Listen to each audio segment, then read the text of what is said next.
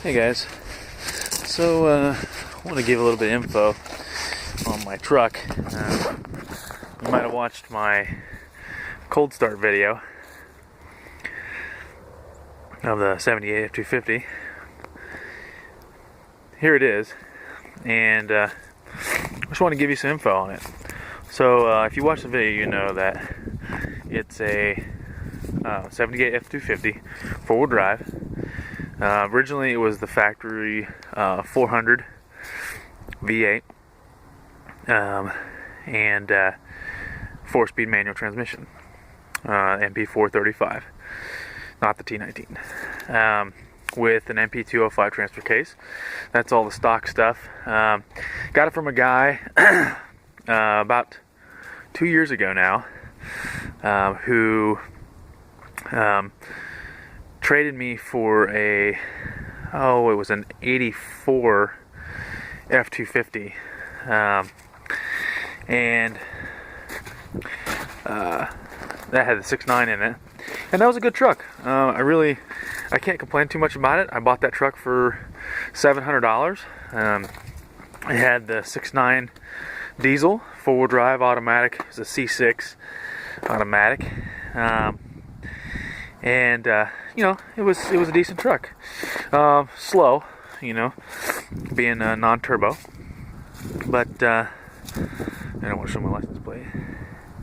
But it was a good truck, and to be honest with you, it started in I think it was -35 that night with the wind chill. It had been sitting at work, and nobody's cars were starting. There was gas vehicles not even starting that night, and the old IDI started and did real good, and that was 2 winters ago, I think now.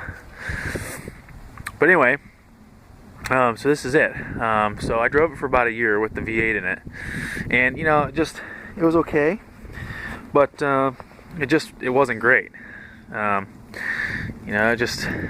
Typical of that year of V8. They're just unfortunately got robbed from a lot of power with the EPA regulations that came in.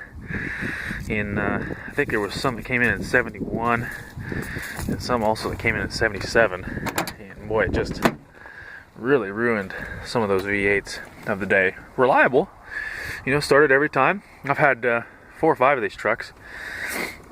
They've all had like the 351 modified, and this is the only one I think that's had the 400 in it.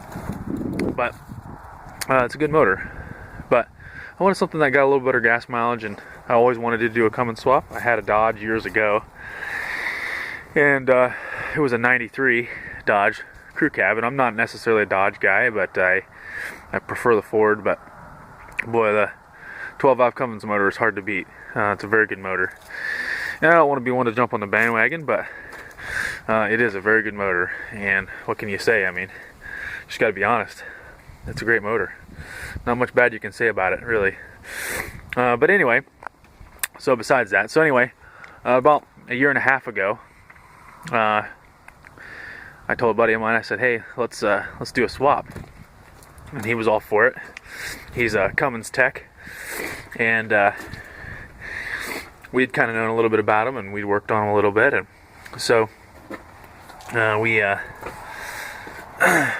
decided to do it. Well, we found one about 3 hours away from here. The motor was a 91 motor, and but when we got there, it had the injection pump on it, but it was missing a few things. It had a turbo, but the turbo wasn't good. I found that out later, but we wondered why it had been pulled, and the guy was like, well, it ran good, but we just pulled it. He said, I don't really know much about it, so we asked him to see it. We pulled the oil pan and found out that all the bearings were just shot. It needed a full rebuild.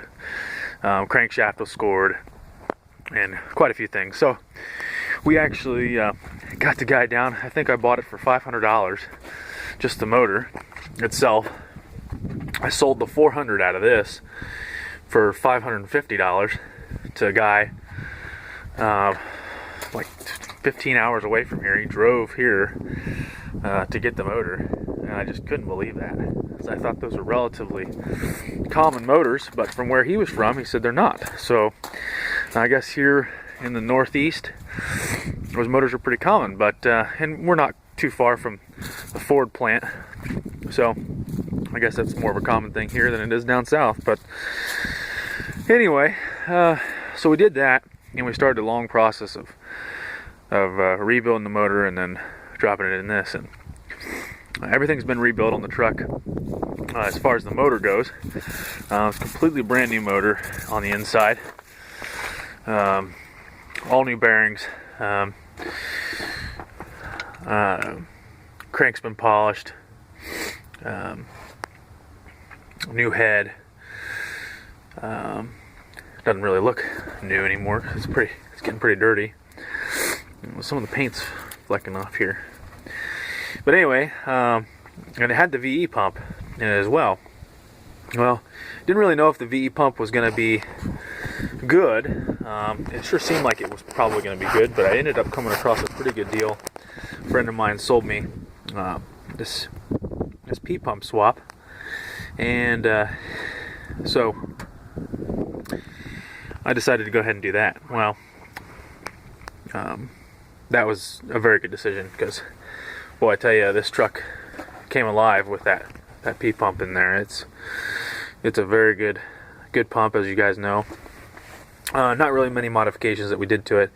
We did do it was a 160 pump, and we did bigger delivery valves, but they were stock size, and we did the rack plug, Mac rack plug, and that's about it. The injectors are stock, but they're the I think they're the 190 injectors, I believe. Well, they might be the 200, but so anyway, pretty much a stock motor. The only thing that's been done to it is just the pump's kind of been messed with. It is an HX35 turbo that I got off an industrial motor. So when I started up the motor with the stock turbo on it, well, wouldn't you know, turbo seals were shot. And a friend of mine said, well, heck, we'd probably find an HX35 for pretty cheap. So we were able to get one of those and put one on there. And that worked out well. But, and like I said, everything's new on the motor as far as the inside goes. And it runs great. Haven't had any problems with it. I've got about 4,000 or 5,000 miles now on the swap, which is still relatively new, but really haven't had any problems with it. I have yet to wire up the grid heater. It's there. It's sitting there, but I haven't done it yet.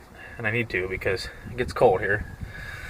I'm in Ohio, and it gets pretty decently cold in the winter at some points. So, but yeah, that's about it. Use the bread van adapter to go to the MP435 trans. A lot of guys said not to do that, but to be honest with you, this motor is not really much more than stock, and really, that 4-speed is able to handle it plenty fine. It doesn't have any problems.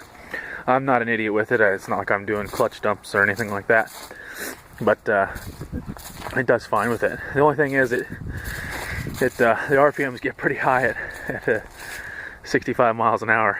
It doesn't like doing highway speeds, but it's fine for what I use it for. Basically use it for a wood hauler and just kind of a cruiser here and there. It's just kind of a work truck, but it does good. So anyway, that's basically the story. The truck body itself, it's got a southern bed on it, which I'm missing that trim piece, and I have it. I just these little brackets here, I need to buy some more of those because they're all worn out. So, but anyway, that's about it.